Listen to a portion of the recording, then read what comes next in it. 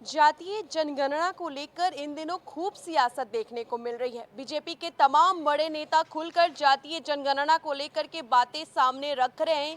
अब केंद्रीय मंत्री गिरिराज सिंह ने भी जातीय जनगणना को लेकर के बड़ा बयान दिया है। उन्होंने कहा है कि जातिगत जनगणना राजनीतिक मुद्दा नहीं है, राजनीतिक हित के लिए नहीं होनी चाहिए, बल्कि समाज के हित के लिए होनी चाहिए। गौरतलब हो कि बिहार से प्रतिनिधि मंडल के साथ मुख्यमंत्री नीतीश कुमार पहले ही प्रधानमंत्री नरेंद्र मोदी से मुलाकात कर चुके हैं।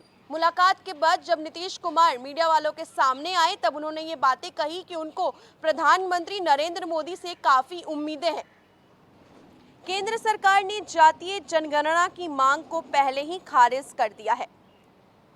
बीजेपी के तमाम बड़े नेता खुलकर कह रहे हैं कि जातीय जनगणना संभव नहीं है, जबकि नीतीश कुमार इस मसले पर विपक्षी दलों के साथ खड़े नजर आ रहे हैं। ऐसे में गिरिराज सिंह ने भी जातीय जनगणना के मसले पर चुप्पी तोड़ दी है। गिरिराज सिंह ने कहा कि जो भी जनगणना हो वो समाज के हित के लिए हो, राजनीति हित के लिए नहीं। गिरिराज सिंह का यह बयान इस बात का संकेत है कि वो राजनीतिक फायदे के लिए नहीं, जातीय जनगणना की मांग करने वाले नेताओं को नसीहत दे रहे हैं। हालांकि गिरिराज सिंह ने बेहद छोटी सी प्रतिक्रिया दी है। गिरिराज सिंह ने इस ट्वीट के साथ बीजेपी नेता राजेंद्र प्रसाद गुप्ता का एक आलेख भी शेयर किया है। राजेंद्र प्रसाद गुप्ता ने एक दैनिक में जातीय जनगणना की मांग को तर्कसंगत नहीं बताते हुए आलेख लिखा था।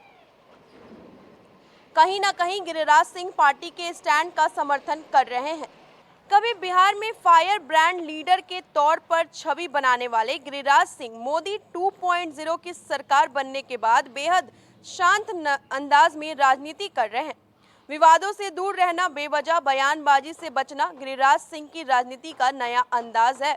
बंगाल चुनाव को छोड़ दे तो गिरिराज सिंह ने ज्यादातर मसलों पर कोई प्रतिक्रिया नहीं दी है, लेकिन अब गिरिराज सिंह जातीय जनगणना पर राजनीतिक फायदा उठाने वालों को नसीहत दे रहे हैं। जातीय जनगणना एक ऐसा मसला है जहां पर बीजेपी और जदयू की राय बिल्कुल अलग अलग है। जहां पर बीजेपी के बड़े नेता जो हैं लगातार जातीय जनगणना का समर्थन नहीं कर रहे हैं। उनका कहना है कि जातीय जनगणना नहीं होनी चाहिए और केंद्र सरकार का स्टैंड रख रहे हैं। तो वहीं लगातार नीतीश कुमार के तरफ से भी एक सुर में जातीय जनगणना के लाभ को बताया जा रहा है। जहां पर भी उनसे सवाल किया जाता है, नीतीश कुमार जातीय जनगणना के बारे में बताने लगते हैं कि ये समाज के लिए जरूरी है, बल्कि इस देश के लिए जरूरी है। बता दें कि जातीय जनगणना को लेकर के विपक्ष जो है लगातार इसकी मांग करते आया है। बिहार एनडीए में शामिल घटक दल जदयू की तरफ से जातीय जनगणना को लेकर के आवाजें बुलंद की गई। बीते दिनों की ये बात है जब मुख्यमंत्री नीतीश कुमार के साथ 11 नेता जो हैं प्रधानमंत्री नरेंद्र मोदी से मिलने दिल्ली पहुंचे थे। दिल्ली में जाकर उन्होंने जातीय जनगणना की मांग नरेंद्र मोदी के सामने की। उसके बाद नीतीश कुमार ने कहा कि उनको प्रधानमंत्री नरेंद्र मोदी से काफी उम्मीदें हैं और उन्हें लगता है कि नरेंद्र मोदी पूरे देश में जातीय जनगणना करवाएंगे।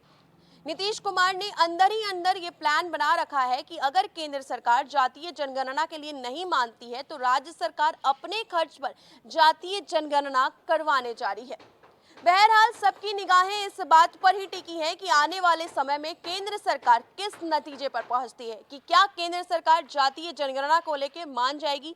क्या नीतीश कुमार के तरफ से जो बातें कही जा रही हैं कि जातीय जनगणना जरूरी है, उसके लिए नरेंद्र मोदी इससे सहमत हो जाएंगे और जातीय जनगणना करवाने के लिए मान जाएंगे। ये देखना बेहद दिलचस्प होगा।